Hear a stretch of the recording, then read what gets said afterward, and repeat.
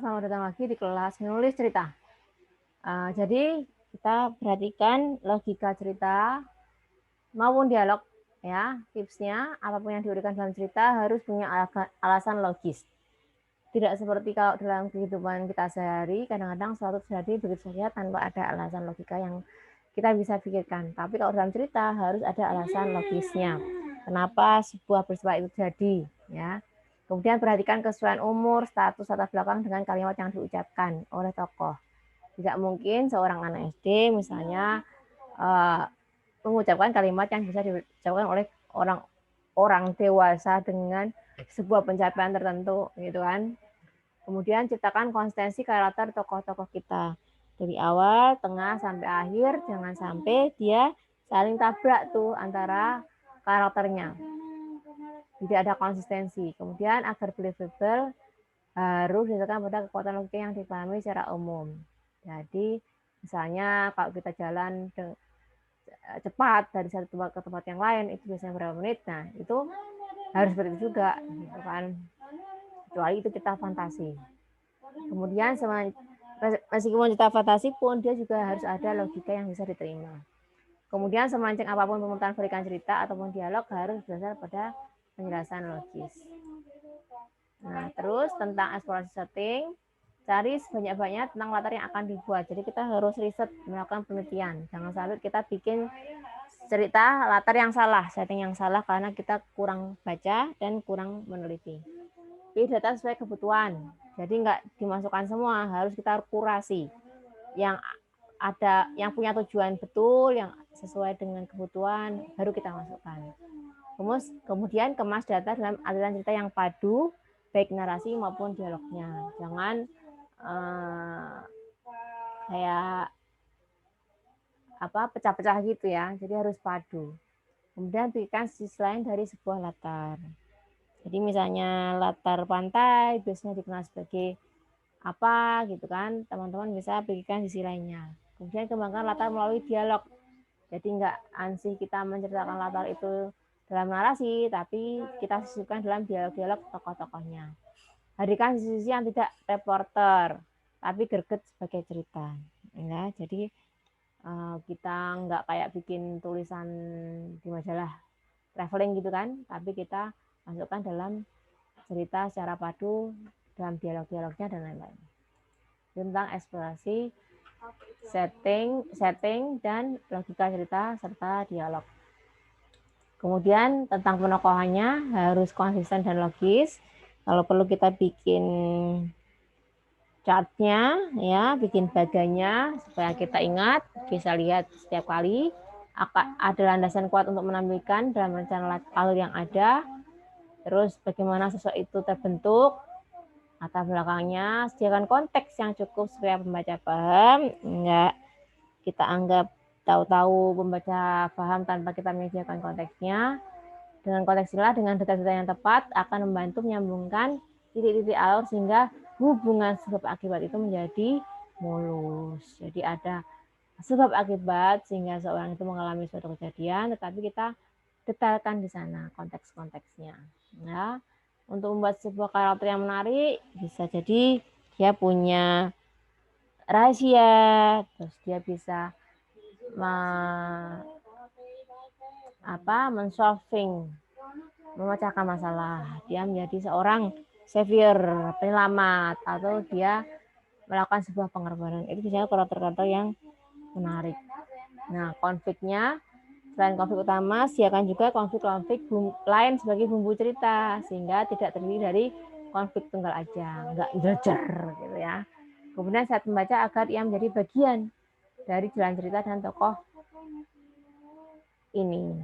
Bangun secara dramatis konfliknya tadi itu.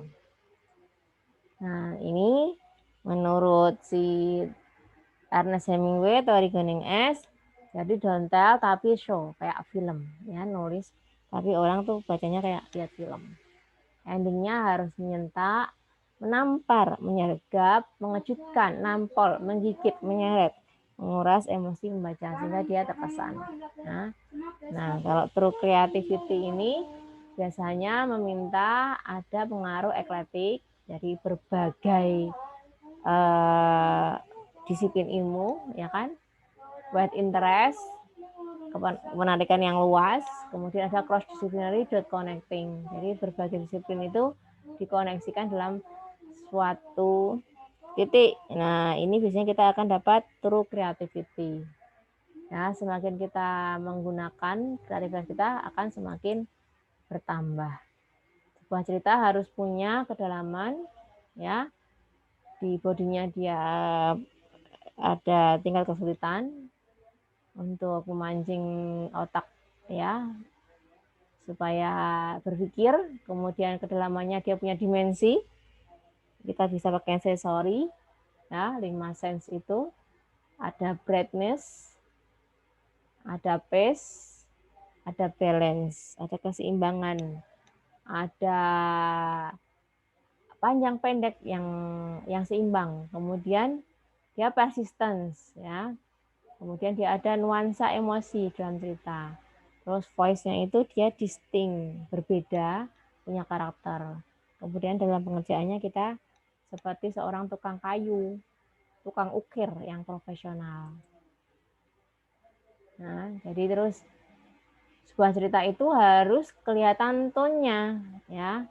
Kelihatan gayanya, stylenya, unik voice-nya, apakah dia gelap, apa menggemaskan, apa sarkasme, atau komedi, atau dangdut, atau jazz, atau pop. Itu harus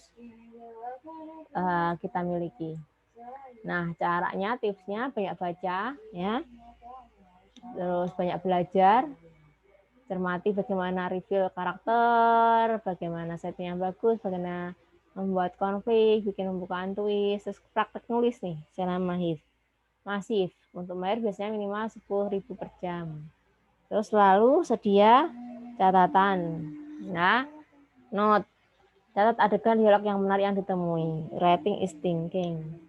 Kita harus peka, latih 5 indera, connectivity menghubungkan dari berbagai hal yang sekiranya kayak tidak terhubung itu kita hubung-hubungin, ya.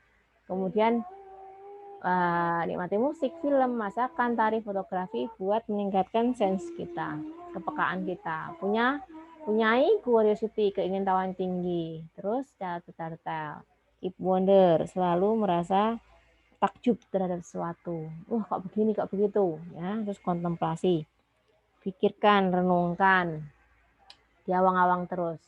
Nah, untuk menciptakan mesin bahasa dalam kepala dan bawah sadar, ini tipsnya. Nah, tipsnya dari Pak Putu Fajar Arjana, catat setiap peristiwa sehari-hari dalam 2-3 paragraf. Ini akan berguna sebagai bahan awal menulis. Catat yang menurutmu berkesan. Banyak baca buku puisi, banyak baca buku yang bagus, ya. Setiap penulis itu biasanya terpengaruh oleh bacaan dan penulis favoritnya. Ya, kayak Haruki Murakami itu ngaku terpengaruh oleh Raymond Chandler, Vonnegut, Richard Brautigan. Ya, kita juga harus banyak baca supaya kita dapat pengaruh itu. Nah, untuk akselerasi percepatan bisa pakai mentoring. Kita punya mentor, guru, untuk kita brainstorming, asistensi. Kemudian kita banyak mengalami experience, ikut lomba, ikut pelatihan, ikut komunitas, bedah karya, banyak jalan-jalan, terus eksperimen, mencoba berbagai teknik penulisan, ya. Terus temukan yang paling pas untuk diri. Terus, nah, revisi, rewrite, ya. Kalau bisa memiliki fast reader atau editor untuk memberikan kita masukan. Jangan takut untuk mengambil scene dari orang lain, tapi kita tidak kopas, ya. Kita jadikan sebagai inspirasi. Nah, untuk pitching, teman-teman harus menguasai cerita, harus bisa menceritakan novel itu dalam 1 paragraf yang bisa diceritakan dalam 2-3 menit, sehingga kita bertemu produser atau publisher di lift misalnya, 2-3 menit cukup untuk menceritakan tentang novel kita itu. Nah, untuk supaya kita bisa branding, harus punya attitude, integritas, ya, punya karakter, punya kualitas, accomplishment, terus kita punya platform, ya, artinya kita mudah dihubungi. Ini 7 pelajaran menulis dari Gabriel Marsha Marquez. Tulisan yang kita tahu, tulis dari cerita yang kita dapat dari masa kecil, buat sesuatu yang magic, jadi jurnalis yang melihat segala sesuatu, bikin pembaca itu percaya dengan cerita kita yang logis. Kemudian teks sensual lips, connectivity, hubungkan dari berbagai hal yang mungkin tidak terhubung, tapi kita cari hubungannya ya. Terus kemudian tulis dalam perumpamaan yang kualitis.